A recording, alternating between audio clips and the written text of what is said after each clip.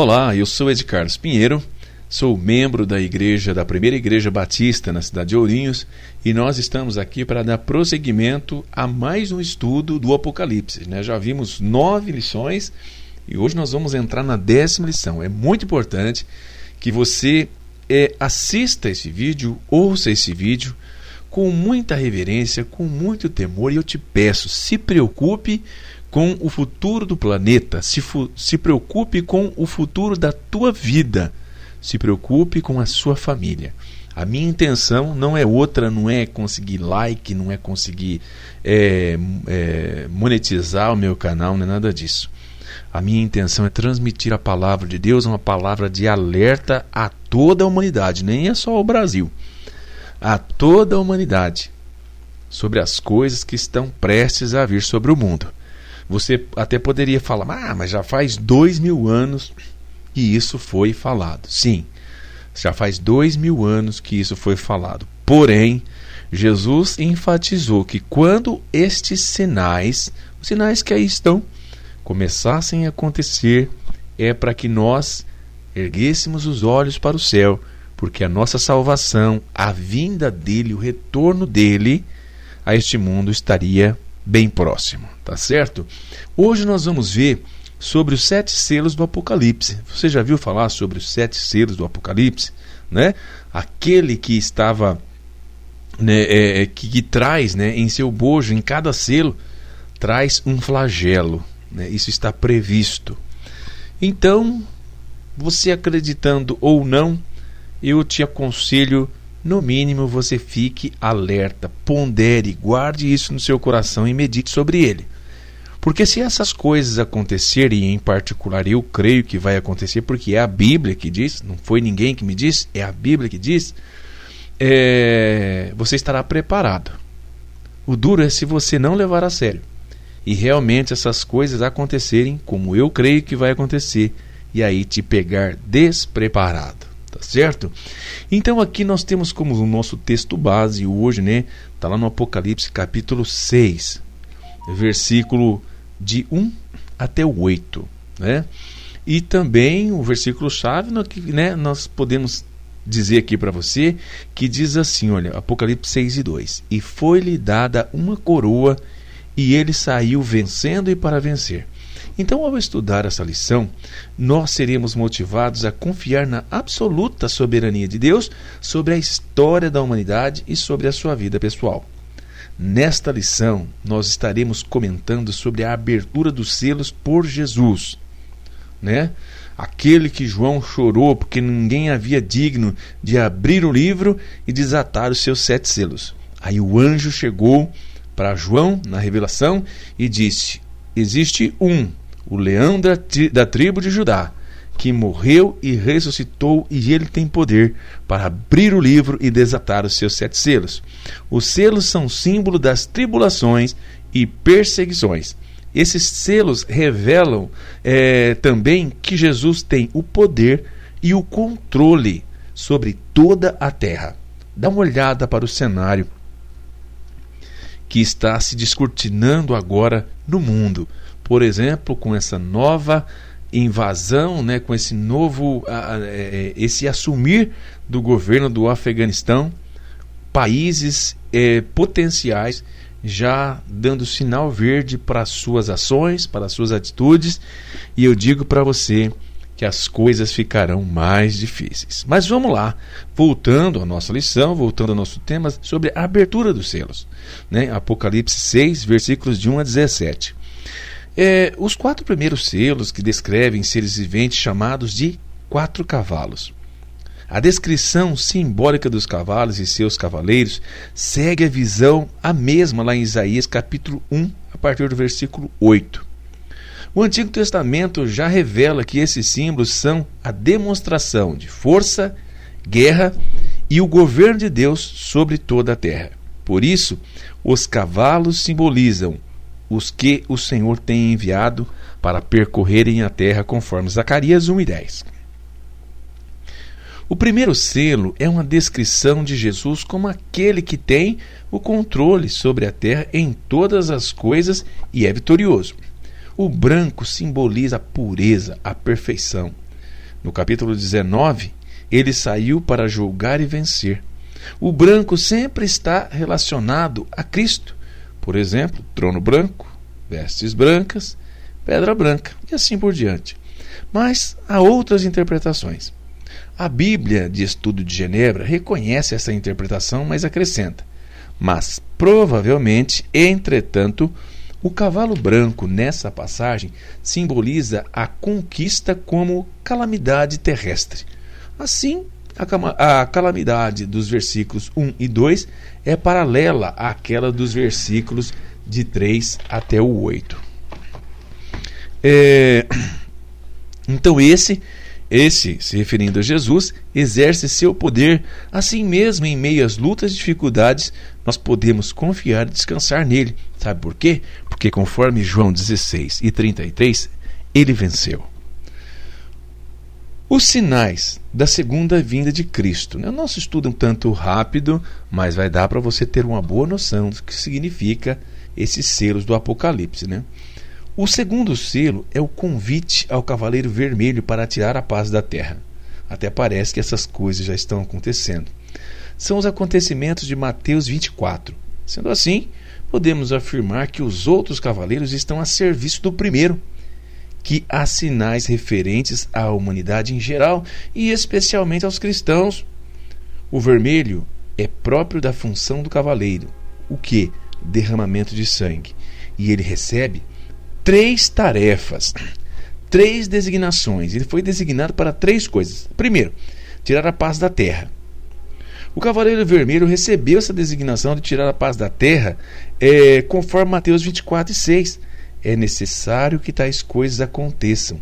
E tudo isso é o princípio das dores.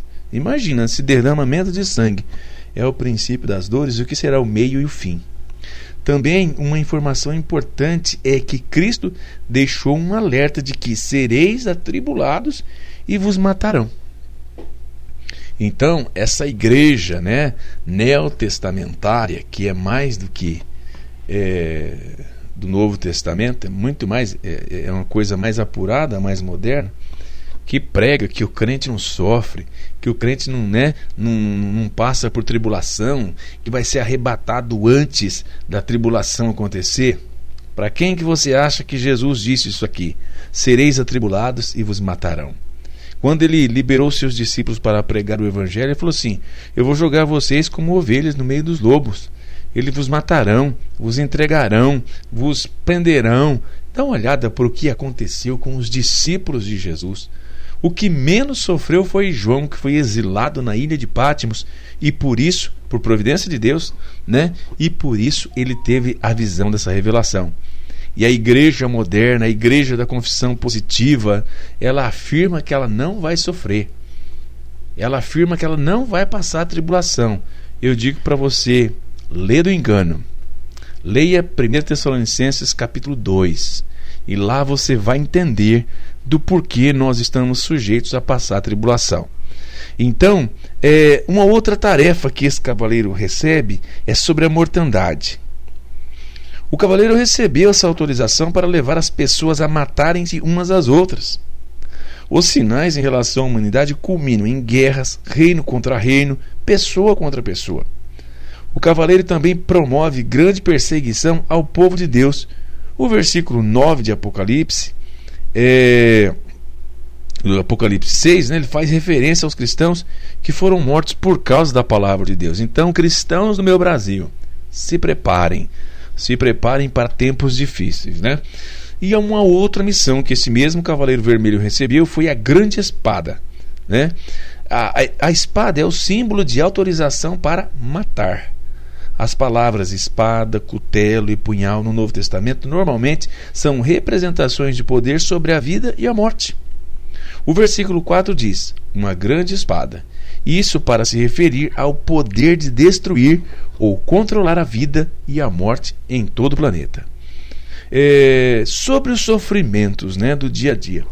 O resultado dos confrontos entre reino e grande perseguição aos cristãos geram problemas econômicos e sofrimento devido à falta de recursos básicos para viver. O terceiro ser vivente chama o cavalo preto. O seu cavaleiro é apresentado com uma balança na mão. O símbolo aqui é de caráter econômico. O trigo era essencial na alimentação.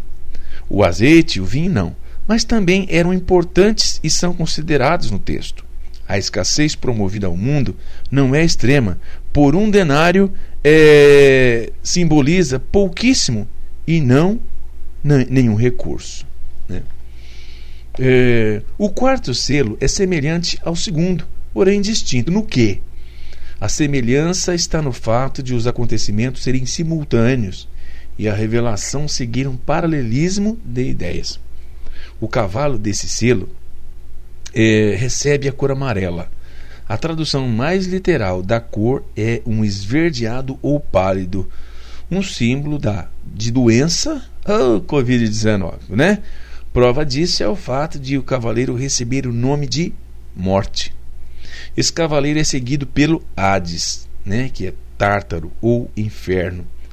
Não é lugar de punição, pois o Hades é companheiro da morte. Sendo assim, a tradução mais natural é simples, é a sepultura. O cavaleiro recebe autoridade para matar.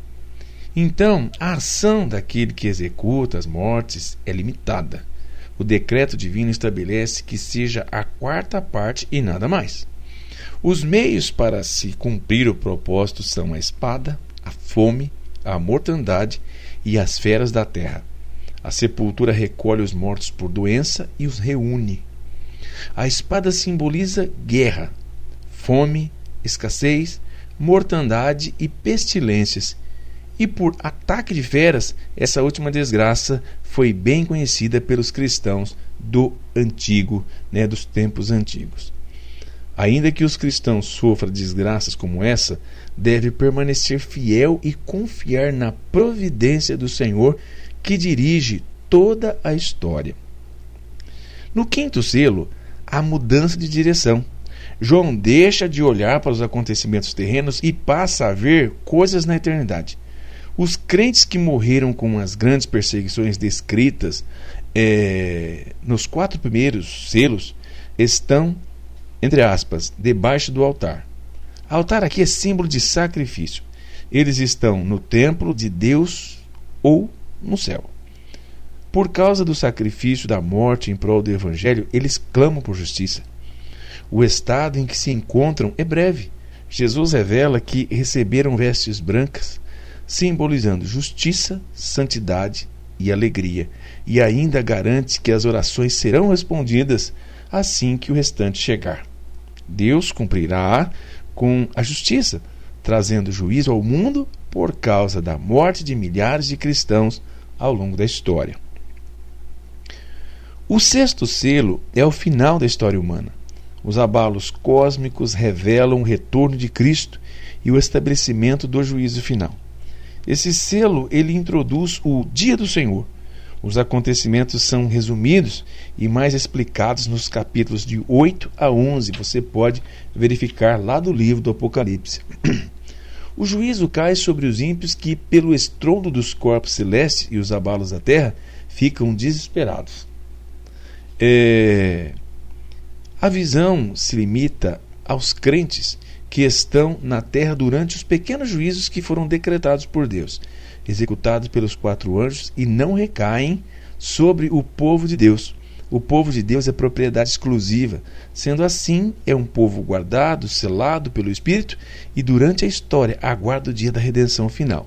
No capítulo 14, vê-se outra vez os selados pelo precioso sangue de Cristo. O símbolo que descreve a plenitude do povo é 144 mil. Muitos comentaristas concordam que é um número múltiplo, representando o Israel de Deus. Não é literal, pois os que são lavados no sangue de Jesus são judeus e gentios. No corpo de Cristo não há mais distinção. É o povo representado pelas 12 tribos do Antigo Testamento e pelos 12 apóstolos do Novo Testamento. Outra vez há uma mudança de direção. João tira os olhos da terra e vê a eternidade, o número completo daqueles que creem no céu. Esse povo que foi guardado, como vimos anteriormente, pertence a todas as tribos, povos, línguas e nações. estão purificados e suas vestiduras estão brancas, e eles estão adorando diante do Cordeiro. Essa grande multidão se apresentará para ser consolada das lutas que sofreram por crer em Cristo e para o culto dos remidos no santuário eterno. Na próxima lição que nós vamos ver, a lição de número 11, nós enfocaremos o quê? As 7 trombetas afetando o mundo. Veja bem, são 7 selos, agora nós vamos para 7 trombetas, no nosso próximo tema. O início dessa sessão revela que, no abrir do 7º selo, houve silêncio no céu por meia hora. Na Bíblia, o silêncio no céu é seguido pelas terríveis manifestações da ira de Deus. Esse negócio que Deus não pune seus filhos, ou que todos são filhos de Deus, aqui a gente vê que não cabe essa afirmação humana. Esse silêncio da abertura revela o movimento de Deus para trazer juízos expostos nas 7 trombetas. Ao nosso Deus, que se assenta no trono, e ao Cordeiro pertence a salvação. A história do mundo revela muitas lutas e perseguições ao povo de Deus. Apocalipse foi escrito para nos revelar que, mesmo em meio a tantas lutas e perseguições, podemos nos alegrar e ter a esperança, pois o nosso Salvador é vitorioso e nos dará a sua presença e salvação para sempre. Tá certo? Então, fica aqui esse breve estudo, né, que durou aí pouco mais de 15 minutos, mas que serve de um alerta muito grande para aqueles que creem em Cristo e que aguardam a sua volta. Um grande abraço a todos e até o próximo tema.